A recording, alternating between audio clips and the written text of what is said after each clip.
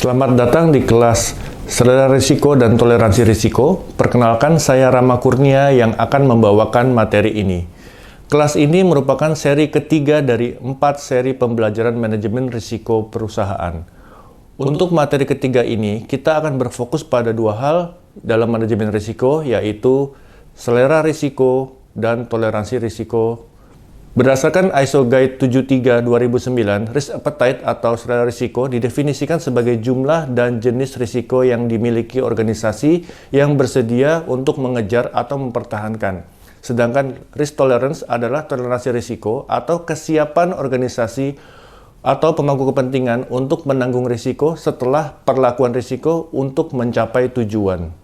KOSO mendefinisikan selera risiko sebagai jenis dan jumlah risiko pada tingkat yang luas yang bersedia diterima organisasi dalam mengejar nilai atau tujuan.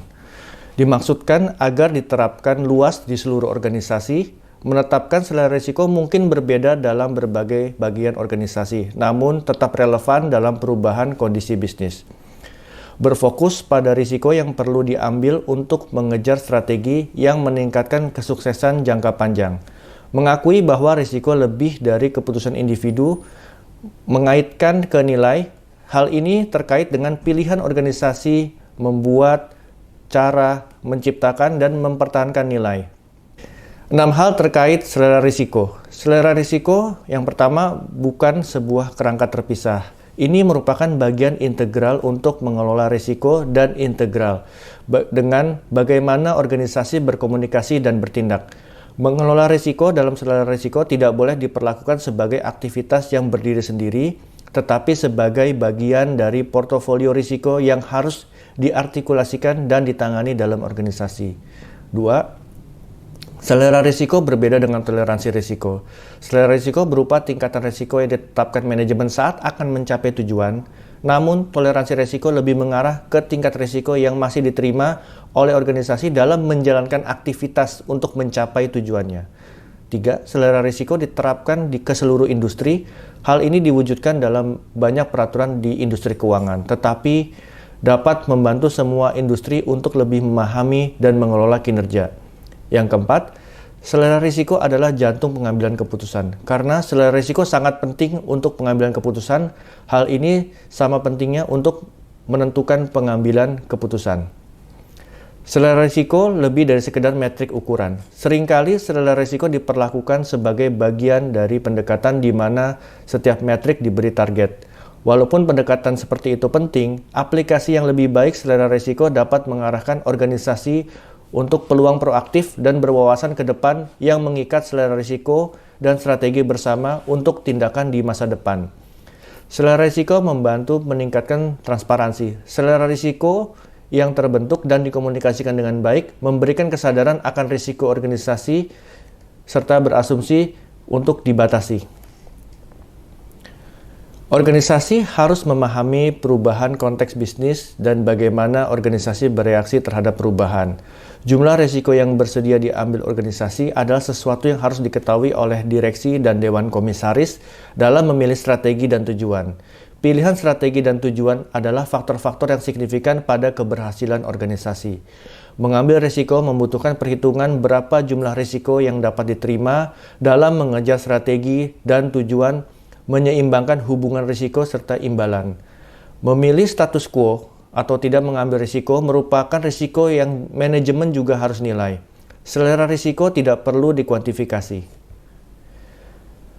Untuk dapat mengembangkan dan menerapkan selera risiko secara berkelanjutan, KOSO telah merumuskan suatu pendekatan, yaitu input pada selera risiko, penerapan pada selera risiko.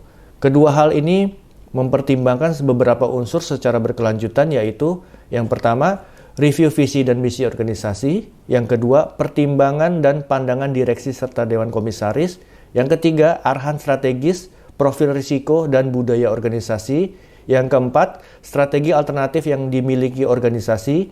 Yang kelima, pemilihan strategi untuk meningkatkan nilai. Yang keenam, penetapan tujuan bisnis. Yang ketujuh, menetapkan toleransi, ukuran, indikator, dan pemicu risiko. Yang kedelapan, perubahan konteks dan budaya bisnis. Yang kesembilan adalah pemantauan kinerja dan perubahan selera risiko atau strategi saat dibutuhkan. Pada slide ini, saya akan menjelaskan perbedaan selera risiko dengan toleransi risiko. Pertama, di dalam selera risiko ini diterapkan saat pengembangan strategi dan penyusunan tujuan organisasi, sedangkan toleransi risiko diterapkan saat mengeksekusi strategi. Kedua, di dalam selera risiko ini berfokus pada keseluruhan tujuan bisnis umum. Namun, toleransi risiko berfokus pada tujuan dan variasi terhadap rencana yang sebelumnya telah diterapkan. Ketiga, selera risiko dan toleransi risiko memang dimaksudkan untuk pengambilan keputusan. Keempat, selera risiko membantu mengevaluasi keseluruhan kinerja organisasi, sedangkan toleransi risiko mengevaluasi kinerja terhadap tujuan. Kelima, selera risiko mengaitkan strategi sebagai ukuran, sedangkan toleransi risiko mengaitkan tujuan sebagai ukuran. Kombinasi toleransi risiko dan selera risiko mewakili posisi risiko organisasi dan mendemonstrasikan tingkat komitmen yang ditetapkan organisasi dimiliki untuk mencapai tujuan atau hasil yang diharapkan. Berdasarkan gambar ini, toleransi risiko dipahami sebagai derajat organisasi dengan nyaman untuk menyerap sebagai potensi kerugian dan mengejar tujuan, sasaran, dan hasil yang diharapkan. Sebaliknya, selera risiko adalah tingkat yang bersedia dilakukan oleh organisasi secara aman berinvestasi melebihi langkah-langkah tersebut. Karena itu, hal ini penting bagi organisasi untuk menetapkan batasan dan menetapkan batasan sebelumnya.